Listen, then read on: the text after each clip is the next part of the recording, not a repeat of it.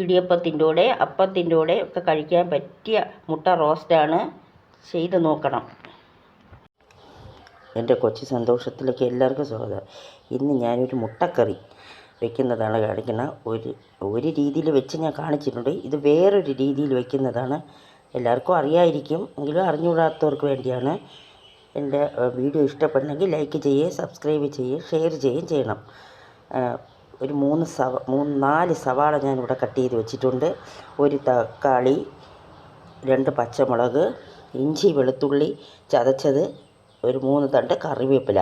ഇനി നമുക്കൊരു പാൻ അടുപ്പത്ത് വെച്ച് ഇതൊന്ന് വഴറ്റി കൊടുക്കാം. നമുക്ക് വെളിച്ചെണ്ണ ഒഴിച്ചു കൊടുക്കാം.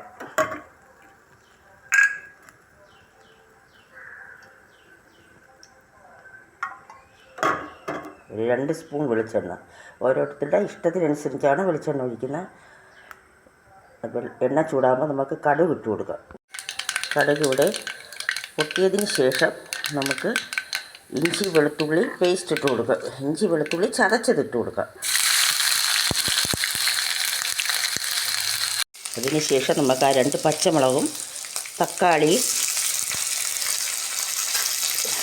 കറിവേപ്പില ഇട്ട് കൊടുക്കാം. ഒന്ന് വഴറ്റി കൊടുക്കാം.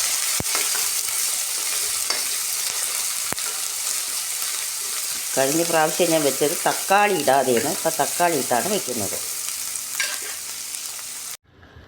ഇതിലേക്ക് നമുക്ക് കട്ട് ചെയ്ത് വെച്ച സവാള ഇട്ട് കൊടുക്കാം.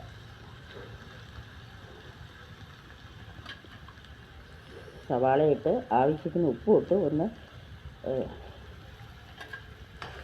വഴറ്റി കൊടുത്തതിന് ശേഷം മൂടി വെച്ച് വേവിക്കാം. സ്വല്പം മഞ്ഞൾപ്പൊടിയും കൂടെ നമുക്ക് ഇട്ട് കൊടുക്കാം.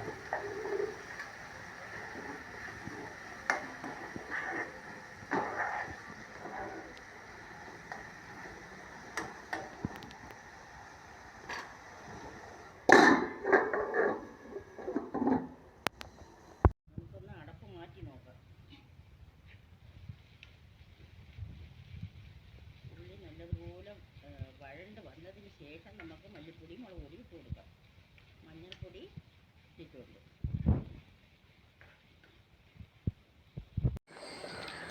അടപ്പൊന്ന് മാറ്റി വെക്കാം. ഇനി നമുക്ക് മസാല ചേർത്ത് കൊടുക്കാം.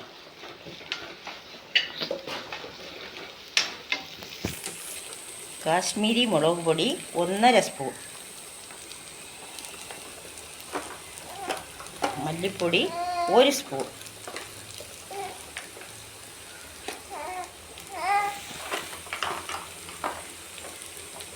ഗരം മസാല 1/2 സ്പൂൺ മതി. വലിയ സ്പൂണായതുകൊണ്ട് ഞാൻ 1/2 സ്പൂൺ ഇടുന്നത്. ഇത്രയും കൂടെ നന്നായിട്ടൊന്ന് വഴറ്റി കൊടുക്കാം.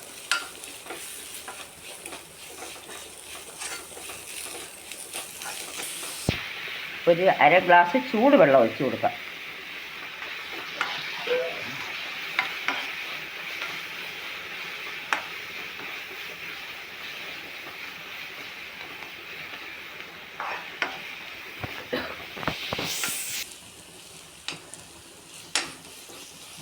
ഈ പരുവം ഇവിടെ ആയിട്ടുണ്ട്. നല്ലതുപോലെ വഴണ്ട് വന്നിട്ടുണ്ട്. ഇനി നമുക്ക് ഒരു 1/2 ഗ്ലാസ് തേങ്ങാപ്പാൽ, കട്ടിപ്പാലാണ് ഒഴിച്ചു കൊടുത്ത്. തേങ്ങാപ്പാൽ തിളയ്ക്കരുത്.